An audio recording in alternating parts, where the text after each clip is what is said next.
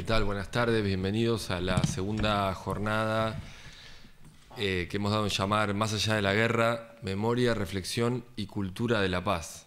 Esta propuesta la hemos construido con el Museo Nacional de Bellas Artes, la TV Pública y la Secretaría de Coordinación Estratégica para el Pensamiento Nacional del Ministerio de Cultura de la Nación. El contexto en el que realizamos esto es la muestra Tecoporá, que se está presentando en el Museo Nacional de Bellas Artes y que puede visitarse durante estas semanas, y desde ya los invitamos.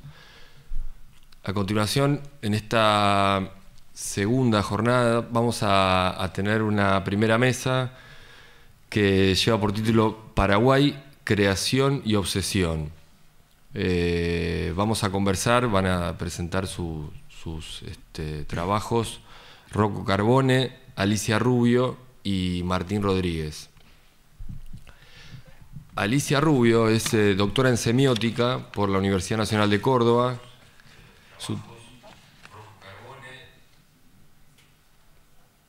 Su tesis lleva por título Entre la anamnesis y el olvido, memoria e historia de la Triple Alianza.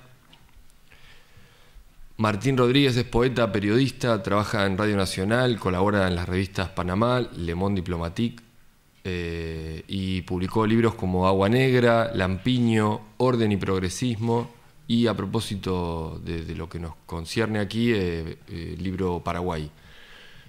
Y por último vamos a conversar también con Rocco Carbone, profesor de la Universidad General Sarmiento, investigador del CONICET. Su último libro fue Putos en Fuga. Le damos la palabra entonces a Alicia Rubio. Bueno, muchas gracias, sobre todo a la Secretaría de Cultura, por la invitación y la oportunidad de presentar una visión más sobre el tema de la guerra.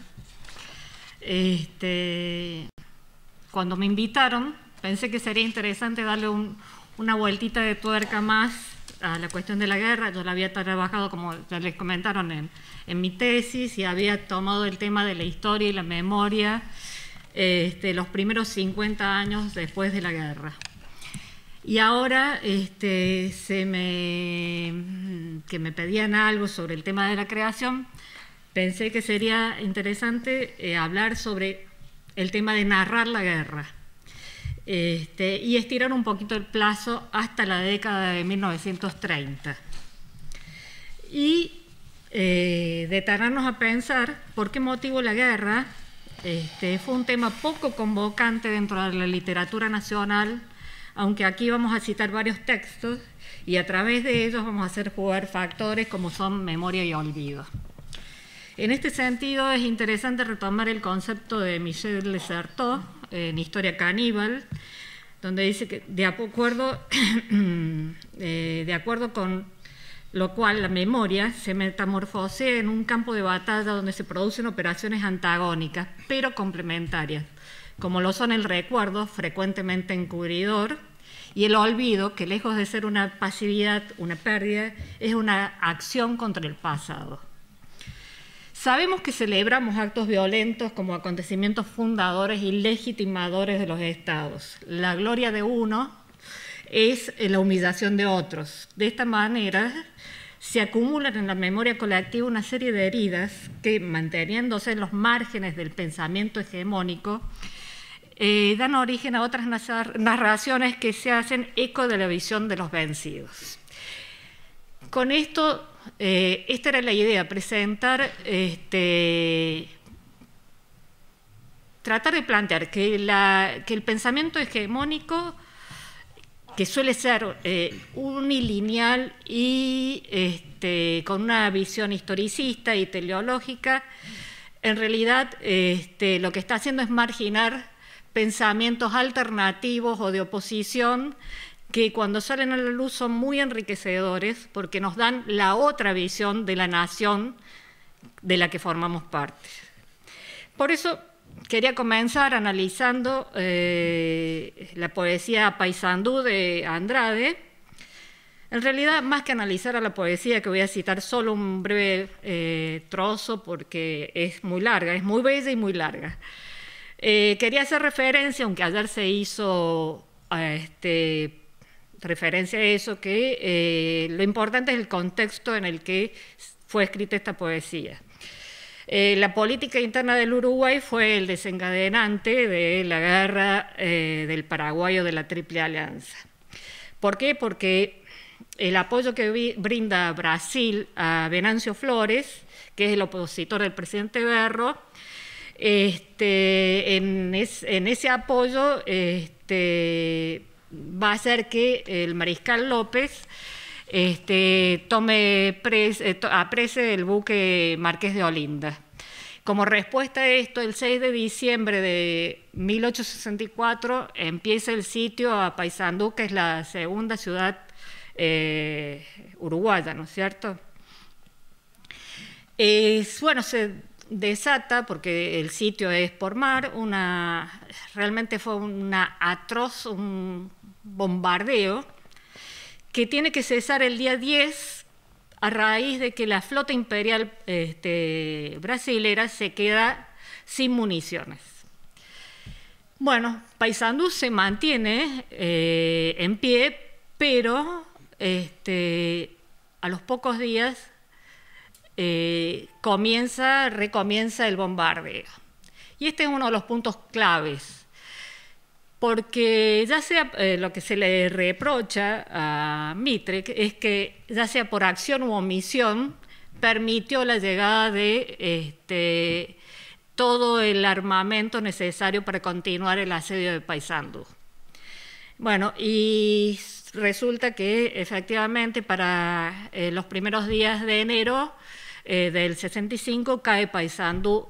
Cayendo la segunda ciudad uruguaya, ya es posible la caída de Montevideo y, por supuesto, el triunfo de Venancio Flores.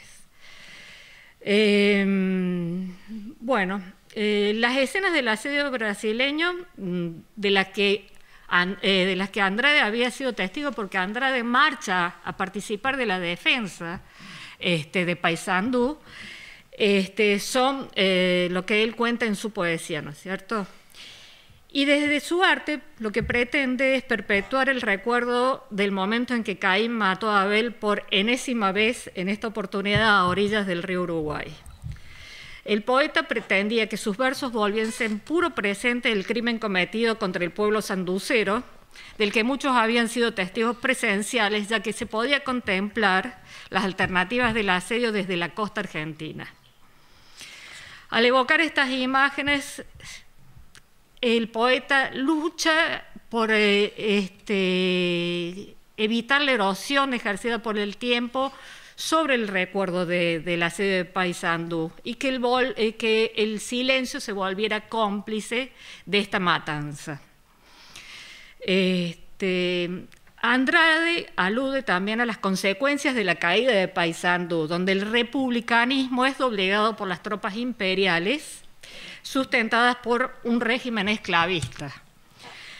Puede decirse que se trata, que él lo usa como una sinécdota que pone énfasis en la iniquidad del origen del gobierno invasor.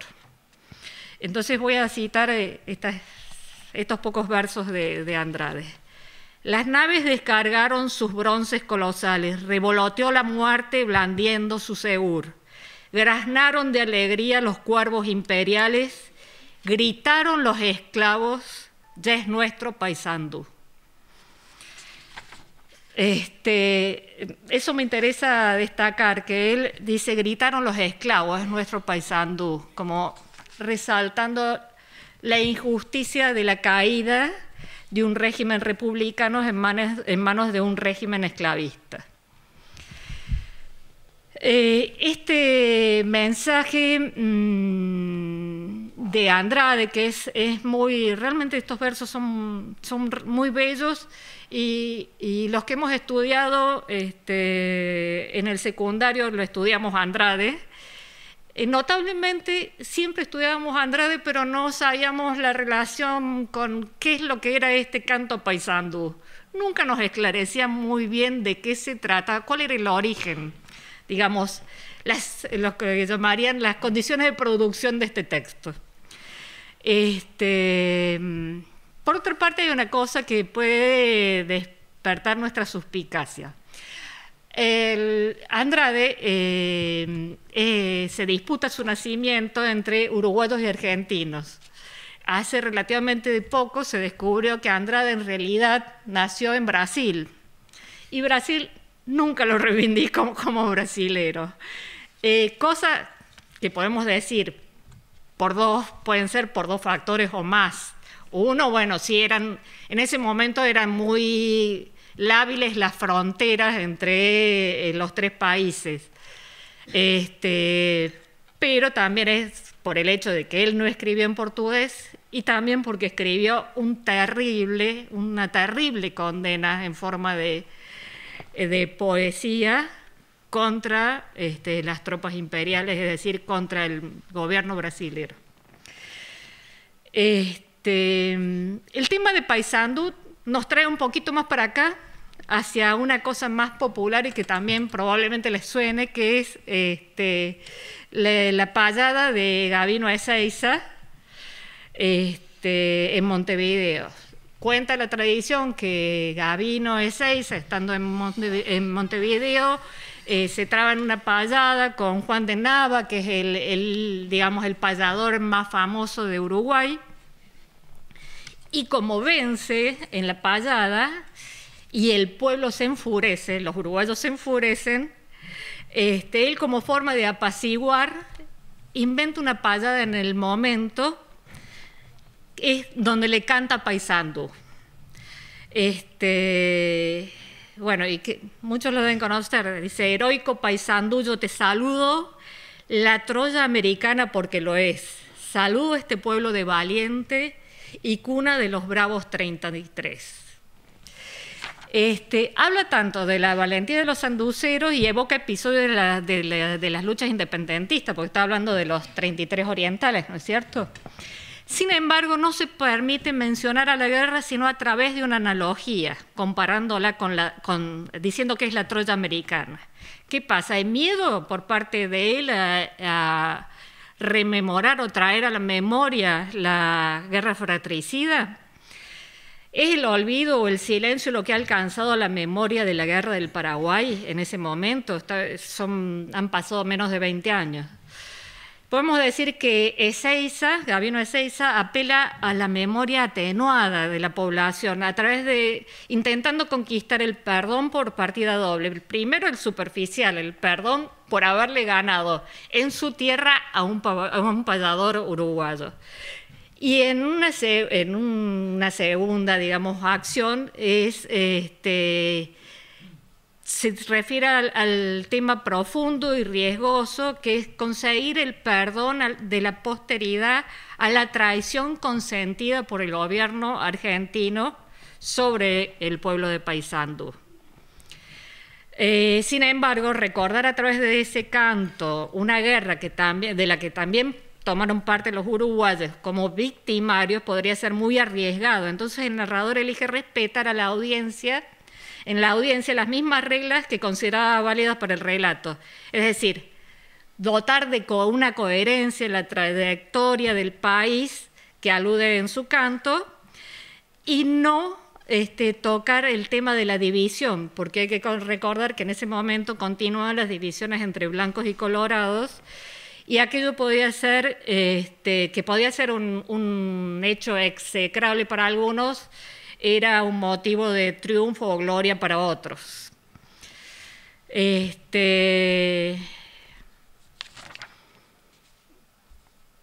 Voy a pasar ahora al tercer escritor, que también lo hemos visto en el colegio y también lo hemos visto un poco separado de su contexto, que es el famoso Carlos Guido Hispano, que se transformó en uno de los poetas más populares de su tiempo.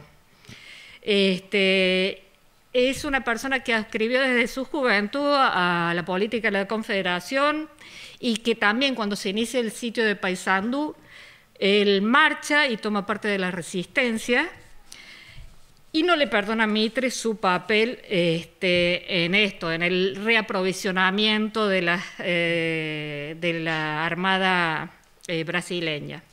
en un artículo que publica el 31 de diciembre de 1864, es decir, en medio del asedio de Paysandú, que se llama El rey se divierte, lo caricaturiza Mitre en tanto hombre de armas y de letras, a quien no hay que interrumpir su sueño para avisarle que Leandro Gómez, es decir, el jefe de la defensa de Paysandú, si vivía todavía o había caído al pie de su glorioso pendón atravesado del pecho por las balas brasileras. Esta ironía de Guido y Spano destila vergüenza ante quien consintió el sacrificio de los valientes que defendían la nueva Numancia. Sin embargo, quizá el texto más conocido, porque ese es un texto más de periodismo, de Guido y Spano, sea la famosa Nenia, que es un llanto, digamos, al fin de la guerra, que empieza con unas famosas estrofas que dicen: llora, llora Urutaú, en las ramas del Yatay ya no existe el Paraguay donde nací como tú. Aquí lo que vamos a hacer es tomar la visión, es decir, los comentarios que hace Lucio B. Mansilla, quien forma parte también del ejército de la Triple Alianza, que en sus coserías del jueves quiere trivializar a través de eso la guerra. Entonces dice, cito lo que dice: no me gusta remover pequeñeces en este contexto de hablar de la guerra, no sé a qué pequeñeces se refiere, pero bueno. No me gusta remover pequeñeces y miserias. La vida es agria de suyo para que la estemos amargando diariamente con reminiscencias de lo que nos pudo mortificar. Por eso no hay nada más dulce que el dulce olvido. Ay, a veces se me figura que el colmo de la felicidad consistiría en no tener memoria. Tal vez para quien expresa este deseo, no sea Mansilla quien lo expresa, no sea su Mansilla en el carácter de escritor, sino en el carácter de militar que participó de esa guerra sangrienta. Sin embargo, no deja de banalizarlas, y en una de sus populares coserís que le dedica a su hija, que se llama Historia de un pajarito, y que toma como epígrafe los versos de Nenia, de Guido y Spano, Mansilla empieza a preguntarse: ¿llora el Urutaú? Y responde inmediatamente: decididamente no llora. Pasa entonces a describir el tipo de sonido que emite esta variedad de búho que habita las tierras paraguayas. Luego descalifica su llanto y su belleza, se regodea en explicar que el yatay, que es la palmera autóctona de la región, es una especie de palma, es decir, una planta del género endógeno, bla, bla, bla, bla, bla, bla, y concluye: ramas no tiene. Esta detallada descripción de la palma se apoya en un alegato más próximo al de un botánico, que se basa en las certezas que le da la ciencia y la observación, que la de un escritor, ¿no es cierto?, o la de alguien que conoció la guerra.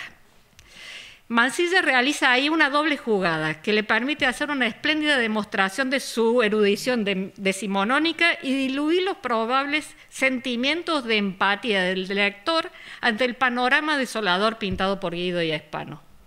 Y aún cuenta Mansilla, ha realizado un recorte del poema, y aún cuando Mansilla ha realizado ese recorte del poema, no puede eludir hablar de las consecuencias de la guerra, porque dice, se refiere a la estrofa: ¿existe o no existe el Paraguay? Esto es muy prosaico, ya dice. Así que pues le dirige en esta cosería a su hija, dice: así que pues cuando oigas decir en la vieja Europa, donde está su hija, que el Paraguay no existe, contesta que los poetas no son geógrafos, y como prueba de ello agrega que acaba de recibir noticias mías de allí. Sin embargo, Mansilla no hace referencia al hecho por el que se encuentra en Paraguay, se debe, o en lo que eran territorios paraguayos, se debe a que ha sido nombrado gobernador del Chaco por Avellaneda para llevar a cabo un viejo proyecto, la creación de una compañía para explotar los yacimientos auríferos del Paraguay.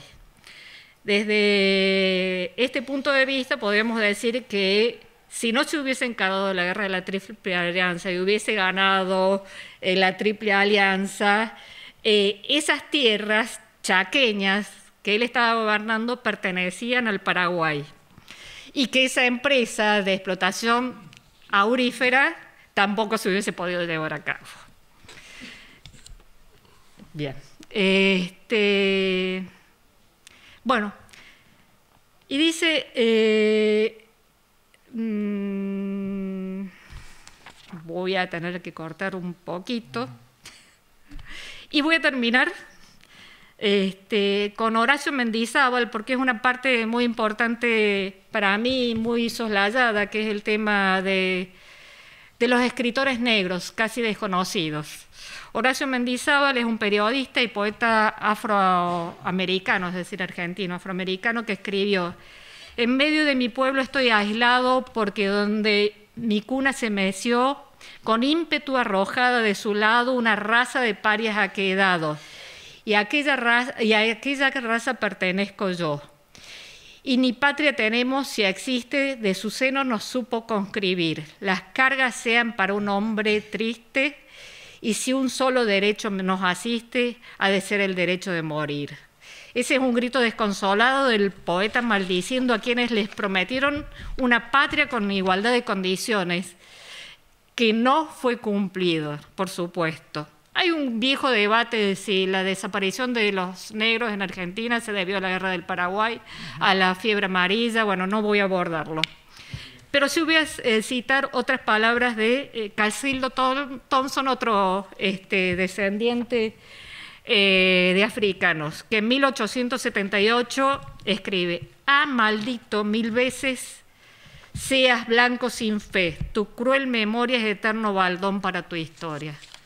Creo que es muy interesante porque se abandonó a los veteranos de la guerra del Paraguay y particularmente a los negros, siendo que contribuyeron fuertemente con su aporte en la lucha. Tanto es así que Mansilla, que todo lo trivializa, escribe que se encuentra en un momento con un negro cordobés que se llama Juan Patiño. Dice: Juan Patiño era cordobés y negro retinto, descendiente en línea recta de los africanos, al que el destino en el ejército me supo cruzar en varias oportunidades, entre ellas en la misma guerra del Paraguay, a la que sobrevivió. Y acota Mansilla: con esos elementos nuestro ejército ha hecho y volverá a hacer proeza, con la misma liviandad, que se dijera que ha perdido su bastón favorito. Mansilla remata el párrafo diciendo: lástima que se vayan acabando los negros. Gracias.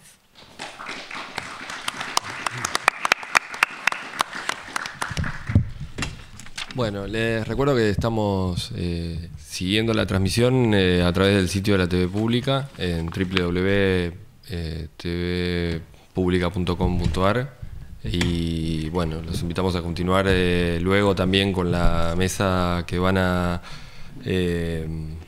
participar Horacio González y Daniel Santoro, y luego Ricardo Foster, Eduardo Suaín, Vladimir Velázquez van a cerrar la jornada. A continuación seguimos con Martín Rodríguez. Bueno, buenas tardes. Y de la convocatoria que en torno a Paraguay y a esta mesa especialmente, tal vez la palabra que me convoca en algún sentido es la palabra obsesión, ¿no? Vengo a hablar de lo que fue una obsesión y además quiero aclarar otra cosa, que es que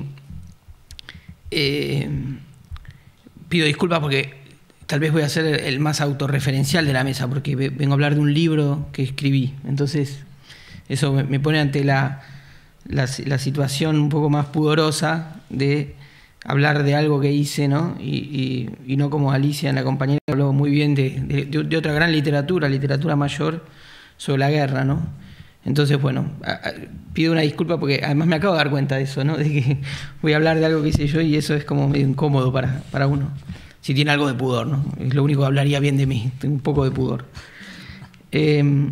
Bueno, en Paraguay es una obsesión y para mí comenzó siendo una obsesión en distintos niveles o en distintas capas, ¿no?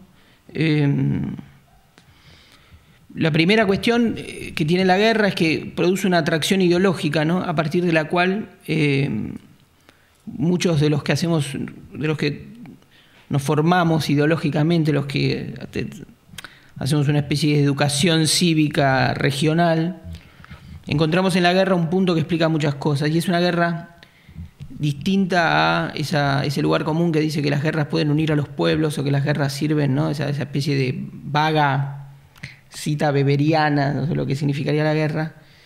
Y la guerra del Paraguay es casi el punto de divergencia de toda hablo de la Argentina, ¿no? De nuestra constitución como nación, ¿no? Es decir, muestra exactamente lo contrario, todo lo divergente que puede producir una guerra en una nación, casi comparable, tal vez comparable, y digo esto y punto, a Malvinas, ¿no? Como otro hecho, pero tal vez en Malvinas en dos tiempos, ¿no? Una especie de sueño patriótico y después combinado con la desilusión patriótica y el sueño democrático nacido al instante. En cambio, la guerra del Paraguay es como un hecho constitutivo que disocia definitivamente, o no definitivamente, pero disocia muy claramente la experiencia del ejército con la experiencia popular, la historia de la nación con la historia del pueblo, y uno encuentra ahí como dos líneas narrativas, para los que no somos historiadores, estamos hablando a grosso modo, dos líneas narrativas que serían la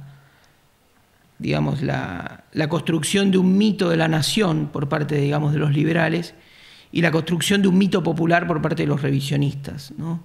Ayer leía el texto introductorio de Ticio Escobar cuando decía, bueno, sin esencialismos, ¿no? Y uno decía, bueno, si algo tiene recubierta la historiografía sobre la guerra del Paraguay, son, sobre todo la literatura argentina, lo que uno ha leído en la Argentina, es una fuerte carga esencialista, ¿no? O ha sido la historia de un pueblo heroico y todo lo que se narra es a partir de que Paraguay fue un país avanzado, un país que aprovechó su aislamiento para generar casi economías sustitutivas como ninguna otra nación, ¿no? Es decir, toda una cuestión, parecía que tenía wifi en el siglo XIX, ¿no? Es decir, un país y por otro lado, del otro lado, una conspiración pura y dura, ¿no? Clave, donde los tres, bueno, en principio, sobre todo Argentina y Brasil,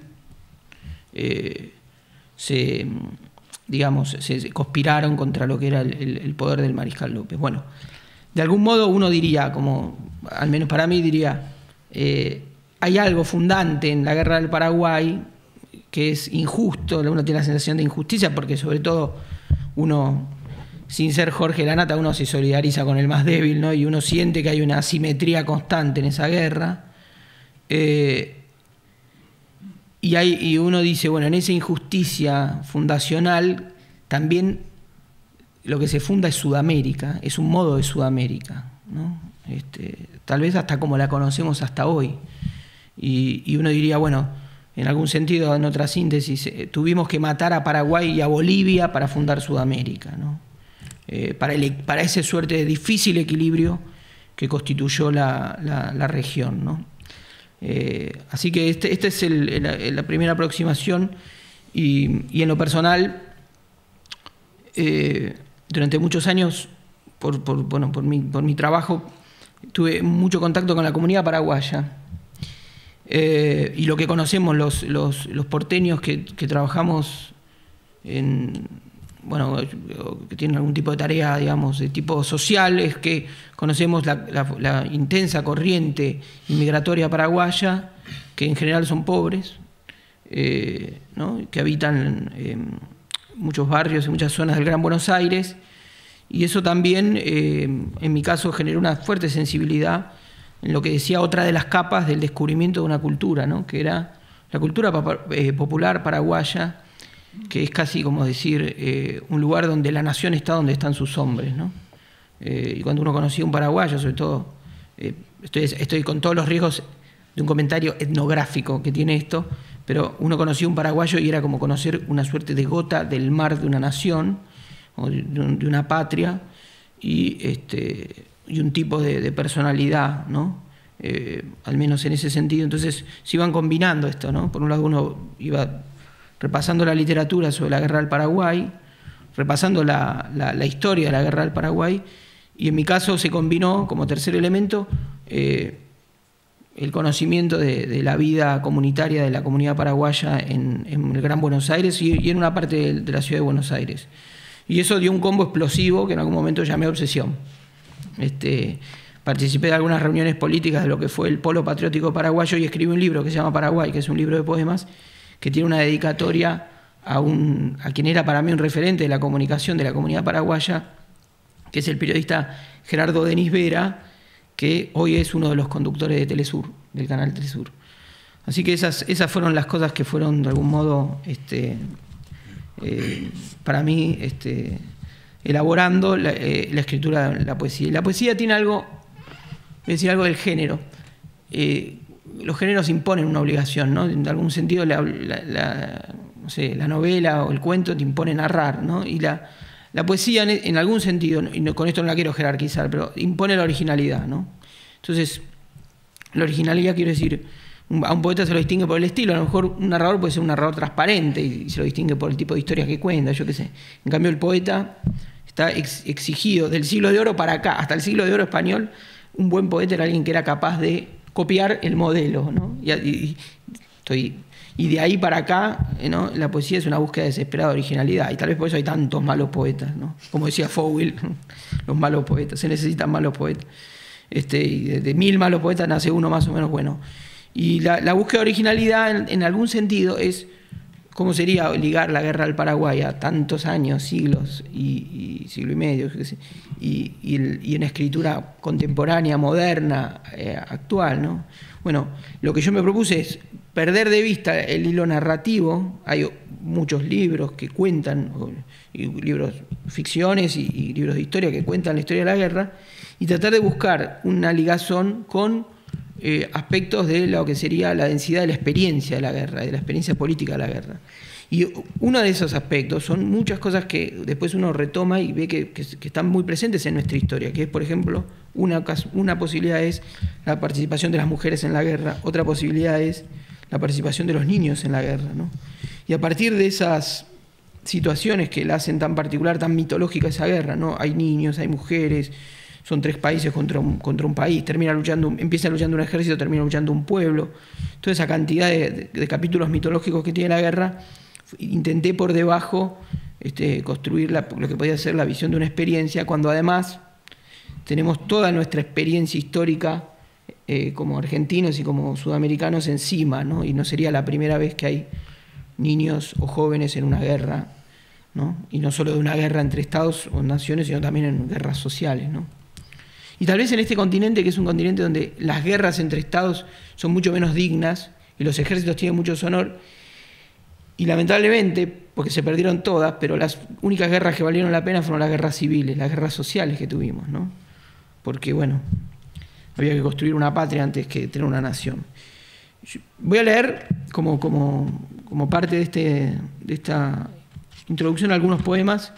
No voy a leer muchos, para no abrumarlos, pero que den cuenta un poco de lo que intentaba en estos poemas. Bueno, y Vitimí. Paraguayo bajo el árbol, ¿qué fue de tu arpa tumbada contra la arena cuando sonaron las campanas? Paraguayo que huye, no sirve para otra guerra. Toda la leche que tomaste se hizo un gran cuerno de calcio, un trueno que te arrojó a las mareas. Paraguayo que huye sirve para la paz. Tu país no tiene mar, pero la marea es interior. Tuviste que hacer un curso incesante de aguas, cálidas, gelatinosas o rosadas. Tuviste que hacer de tu cuerpo una selva donde esconderte, ya no estabas en tu cuerpo. Por el río bajaba tu cuna y despedía un vapor igual al de esos barcos del Chaco, pero había una tristeza ahí. Una cuerda del arpa abría el surco para que fueras a hundirte arrojando una bandera blanca a la tierra. Paraguayo que huye sirve para otro país. Bueno, otro poema. La reserva de agua dulce. Carne pura del más puro Dios, mariscal. Ya perdiste la fundición de Ibicuí, la que nació para la obra pública. Pero qué mejor obra pública que la guerra, obra sobre el temperamento del pueblo, de manera que lo que empieza como entrega con pavas y campanas, sigue con el infante. Mientras cae Vergés, mientras cae Brugués o Vicente Barrios, casado con tu hermana Inocencia, o el obispo Palacios, todos acusados de traicionarte, mariscal, Paraguay tiene acuñado al sargento González, un paraguayo quien luchó solo contra 10 soldados brasileños, pero al fin reducido por persuasión, y cuando le preguntaron por qué luchó ante ventaja tan desigual y sin esperanza, respondió: lucho porque soy valiente como todos los paraguayos. ¿Y alguien recuerda a Wenceslao Robles, muerto por borracho, fusilado por su debilidad humana al coñac? Fue rechazado en Corrientes, fracasó. ¿Quién ha visto la aguada pintada sin firma de Wenceslao Robles? Sigo con dos más. Vista del frente, enemigo de lejos. La guerra no es economía, la guerra no es la forma religiosa ni la política, la guerra es amor propio. La guerra es la continuidad de la guerra es amor propio, es orgullo. Cantemos la unidad a palos, cantemos la unidad, cantemos. La guerra es un salto de nuestras vidas y de nuestras muertes hacia otras vidas, hacia otras muertes. Hay que hacer la guerra para entrar al mundo, cantemos, cantemos, cantemos por el verdugo. Un día el muerto, el rengo, el que perdió la mano, el huérfano, se levantan del polvo y marchan, marchan con nosotros. Se levantan de las tumbas masivas a la orilla del río, y el río mismo se abre para que salgan. Un día todos se levantan y vuelven, un día todos vuelven.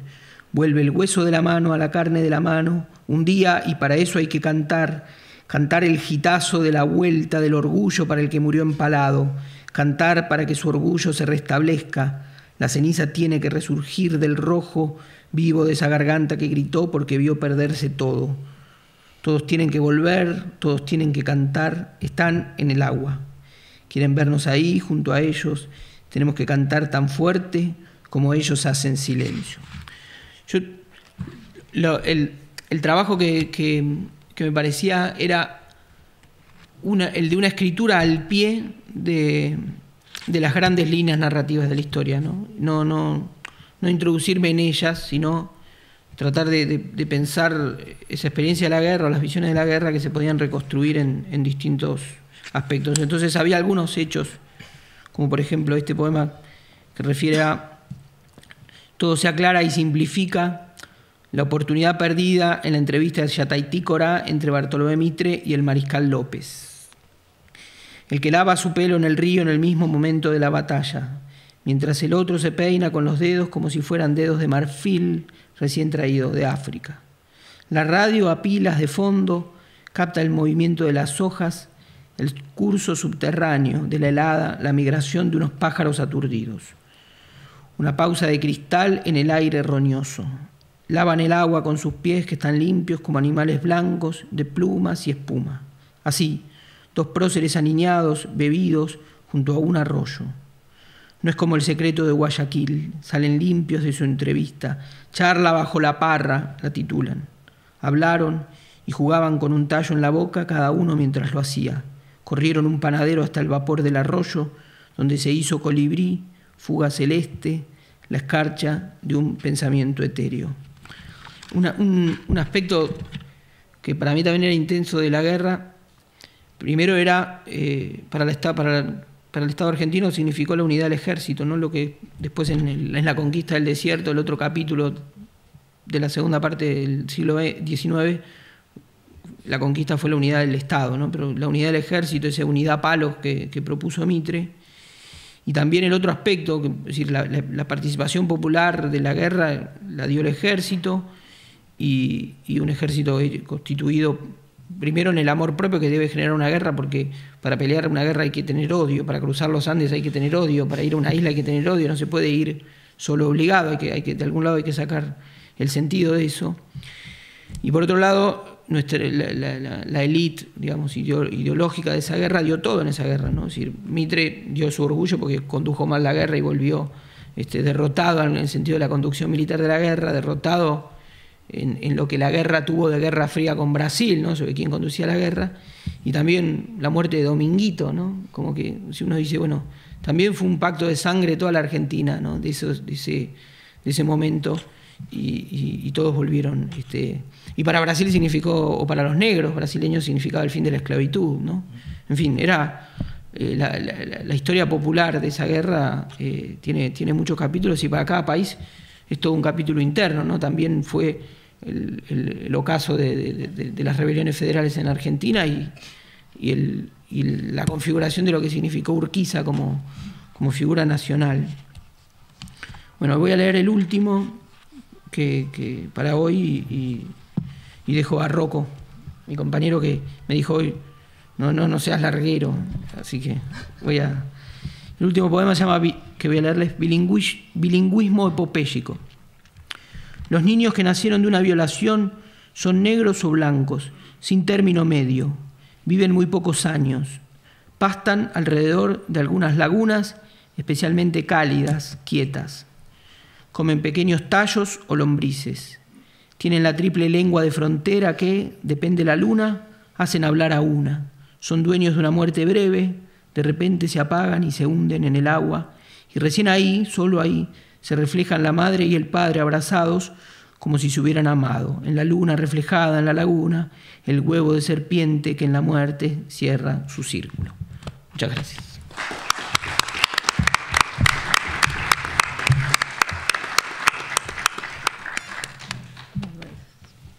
Seguimos con Rocco Carbone. Adelante. Si más allá de la guerra significa defender la cultura de la paz, esa cultura de la paz, hablando del Paraguay, hoy, desde aquí, desde Buenos Aires, me parece que hay que defenderla, hay que interpelarla, esa cultura, con una pregunta que es la que tengo en el pecho, ¿sí? Y que la que tiene en el pecho también unos compañeros migrantes del Movimiento 138.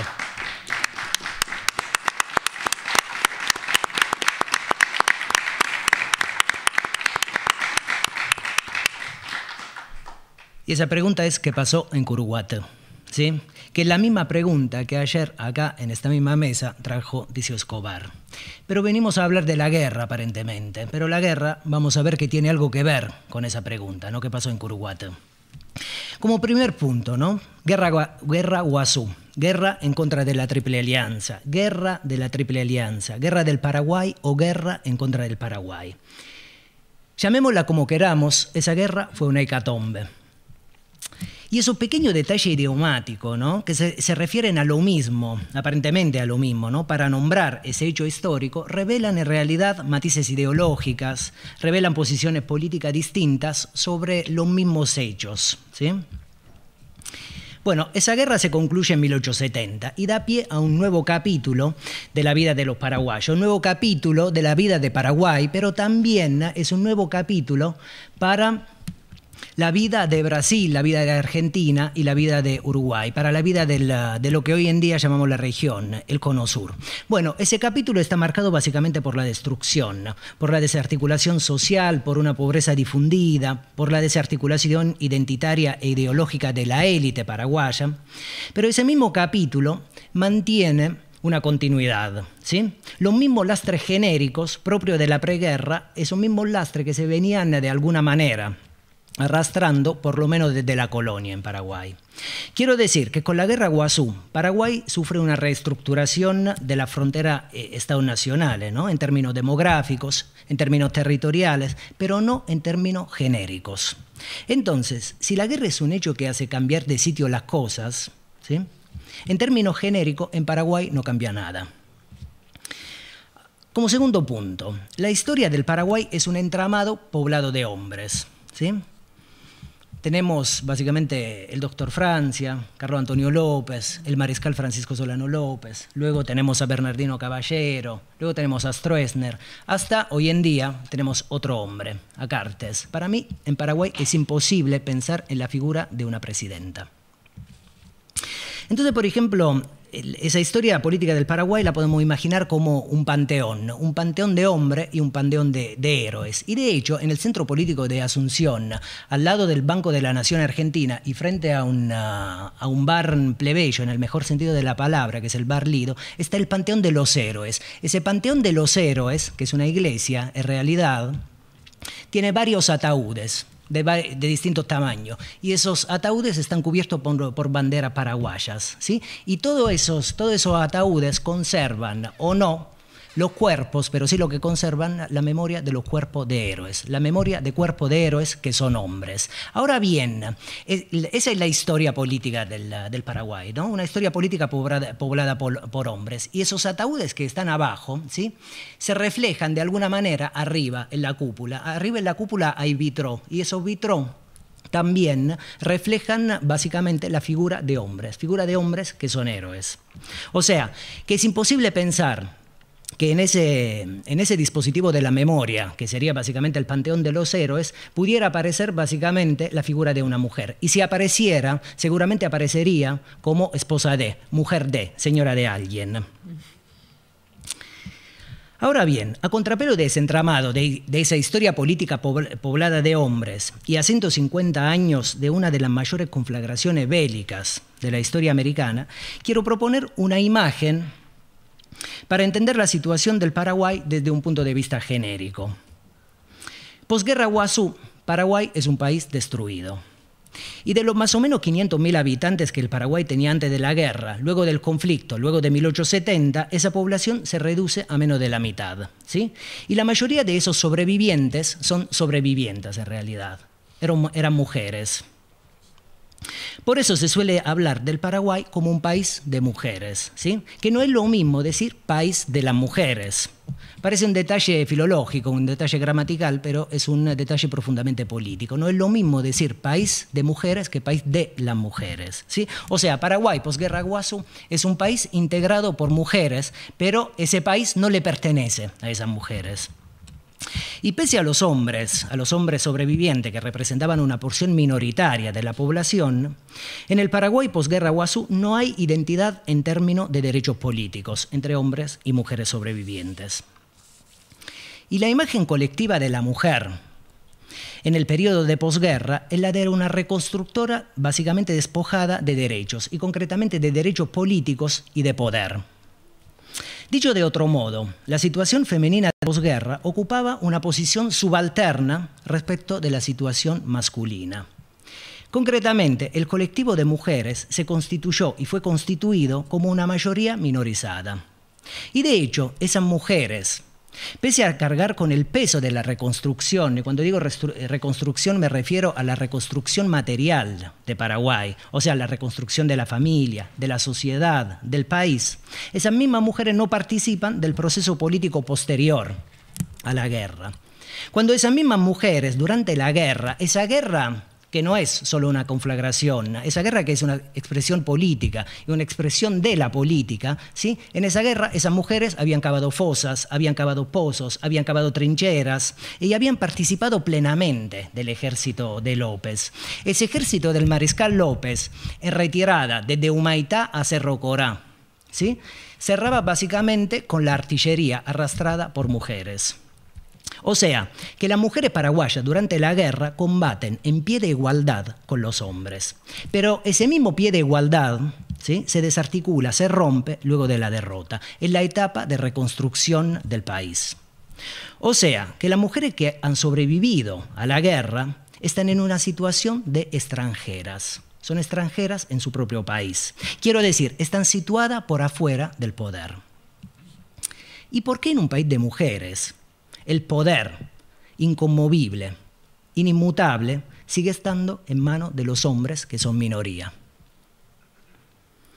¿Y por qué el Estado sigue siendo un dispositivo heteropatriarcal?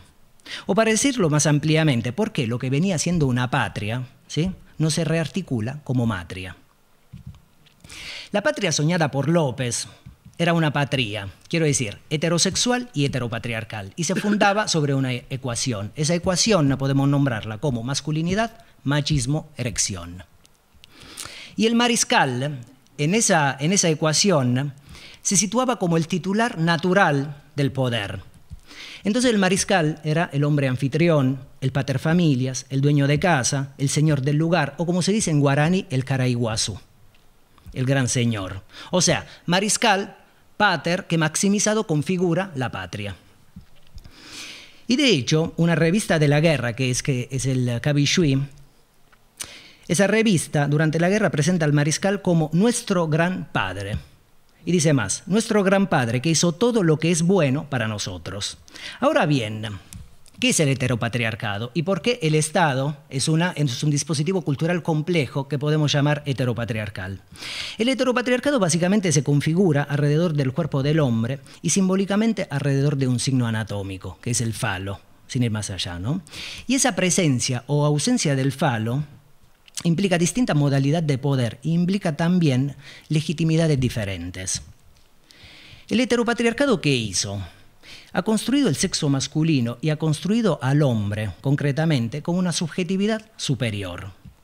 Y la define en términos positivos. Podríamos decir que desde el punto de vista heteropatriarcal, el hombre es. Y la mujer no es. O sea, la mujer se define en términos negativos desde el punto de vista heteropatriarcal.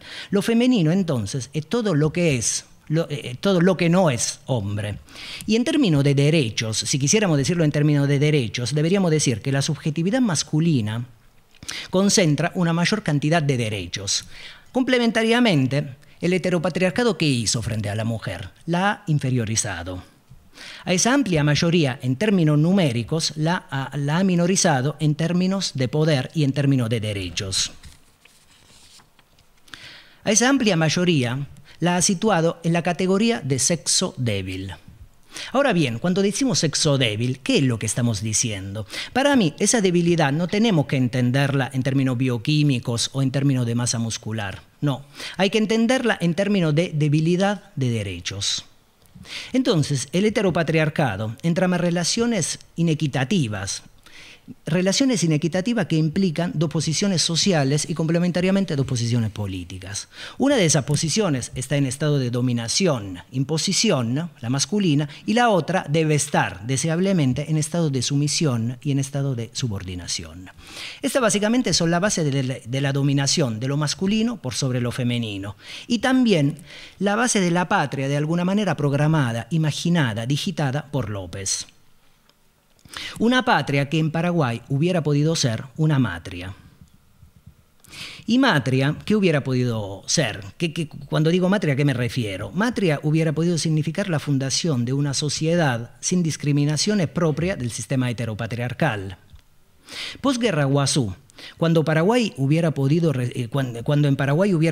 resurgir como una matria o cuando hubiera podido matizar ese heteropatriarcado constitutivo que viene desde el momento colonial, la soberanía del poder sigue estando en la mano del Caraiguazú, sigue estando en mano del hombre, por más que la figura masculina era una figura en término numérico minoritaria.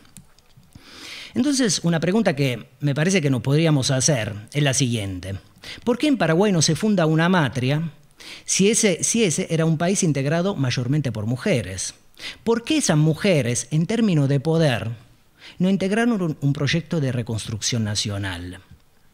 Y creo que es posible decir que posguerra Guazú, Paraguay, es una necesidad y un deseo masculinos. Esa es una frase que no me pertenece, es una frase que viene de las largas conversaciones conurbanense con Roberto Amigo, que está sentado entre ustedes.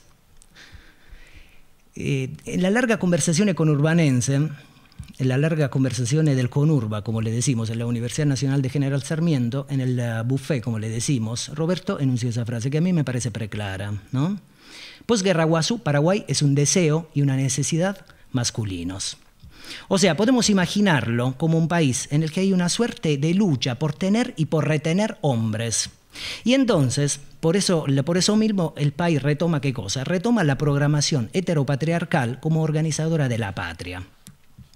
Y mientras las mujeres asumen la reconstrucción social, la reconstrucción económica del país, el campo político queda básicamente bajo el dominio masculino. Post-1870, entonces, el derecho a la política sigue siendo una incumbencia masculina. Y esa abstención del poder por parte de las mujeres tiene un sentido que para mí se puede nombrar de esta manera, como don sin reserva. Como un don que no espera ninguna devolución, como un don que no espera nada a cambio. Y ese don sin intercambio no responde a la situación histórica del Paraguay en ese momento, que es un país integrado mayoritariamente por mujeres. Entonces las mujeres paraguayas posguerra Guazú tienen una reacción privativa o autoprivativa respecto del poder. Y eso precisamente implica no fundar una matria. Entonces estamos frente a una ley paradójica que pone básicamente en estado de esquizofrenia, en estado de colusión, poder y reconstrucción, en detrimento justamente de esas mismas mujeres, porque esas mujeres sobrevivientes sitúan el poder masculino por encima de su propio poder. Como se dice hoy en día, no se empoderan. Y esa ley paradójica es una ley genérica. Y esa ley paradójica, que es una ley genérica, termina ni más ni menos que la Constitución de 1870. De hecho, el 25 de noviembre de 1870 se jura la nueva Constitución, esa Magna Carta, ¿sí? Paraguay es declarado república y adopta una forma de gobierno democrática, representativa, y ahí aparece la figura jurídica, obviamente, del ciudadano con derechos y obligaciones, derechos y deberes. Y aparece también una figura que antes no aparecía en Paraguay, que es la figura del sufragio, pero no del sufragio universal. De hecho, esa Constitución dice, ni mujeres ni indígenas tienen derecho al voto. Vuelvo a insistir, ni mujeres ni indígenas tienen el derecho al voto. O sea, frente a esa frase parecería que estamos frente a una exclusión. Ni mujeres ni indígenas tienen el derecho al sufragio, tienen el derecho al voto. Yo no creo que estamos frente solo a una exclusión, sino que estamos frente a una homologación, ¿sí? Una homologación que sitúa en el mismo nivel a mujeres e indígenas. Entonces, jurídicamente, con esa Magna Carta, las mujeres adquieren el estatus de los indígenas. ¿Y cuál es el estatus de los indígenas en Paraguay o en América Latina toda, no? Yo diría que es el despojo, es el estatus de un despojo originario, de una discriminación originaria, de una exclusión originaria, hasta rozar la exclusión del ser, hasta rozar la exclusión de ser. Entonces, por ejemplo, tanto las mujeres como los indígenas posguerra Guazú son subjetividades sin ser, subjetividades sin tierra. Los indígenas colonizados, las mujeres posguerra Guazú, son los campesinos de hoy, por donde empecé. ¿Sí? Los 13 campesinos de Curuguatú, que desde hace 3 años, desde el golpe de 2012, de junio de 2012, al gobierno Lugo, están esperando un juicio que no acontece, un juicio que es permanentemente retrasado por el Estado paraguayo. Entonces, por ejemplo, los indígenas colonizados, las mujeres posguerra Guazú son los campesinos de Curuguatú. Entonces, por eso he empezado esta conversación preguntando qué pasó en Curuguatú. Porque básicamente las 3 subjetividades son subjetividades sin ser. De hecho, en Paraguay se habla de campesinado sin tierra. Y el campesinado con la tierra vive. Entonces, decir sin tierra es lo mismo que decir sin ser. Ahora bien, una hipótesis y termino.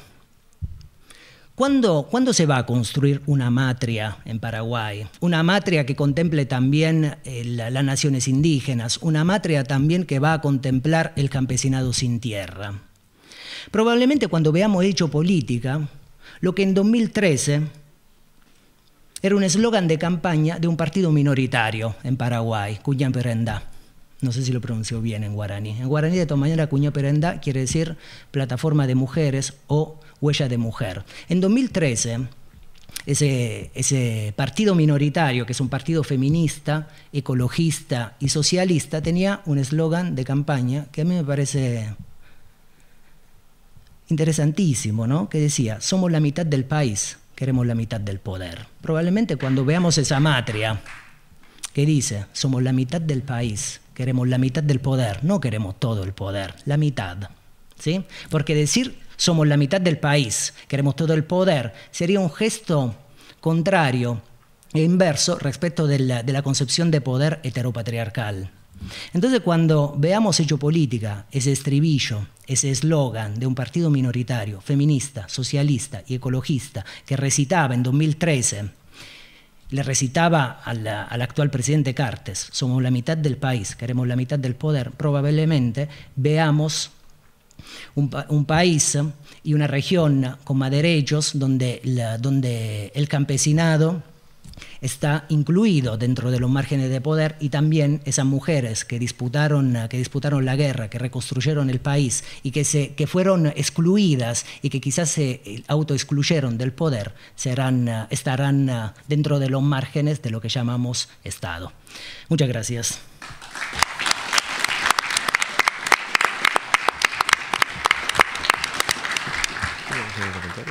¿Un comentario?